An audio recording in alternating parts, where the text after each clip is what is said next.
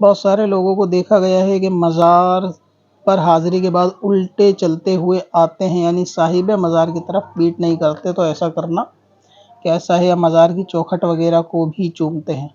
تو اصل میں یہ ان کا ادب ہے جو ایسا کرتے ہیں کہ صاحب مزار کی طرف پیٹ نہیں کر کے آتے، ادباً الٹے چلتے ہوئے آتے ہیں۔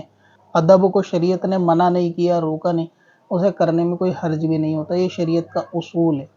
شریعت اپنے اصولوں پہ چلتی ہے، نہ کہ کسی کے اعتراضات کے اوپر کہ بندہ وہ اعتراض کرے کہ یہ کہاں ہے وہ کہاں ہے۔ اگر کوئی کرتا ہے تو اس میں حرج نہیں ہے، جبکہ ایسا کرنے سے کسی اوروں کو نقصان نہیں ہونا چاہیے، کسی دوسرے لوگوں کو کوئی پریشانی کا سامنا نہیں کرنا چاہیے۔ یعنی بھیڑ ایسی ہے کہ وہ نہیں نکل پائے گا اور لوگوں کو تکلیف ہوگی، تو ایسا نہ کیا جائے۔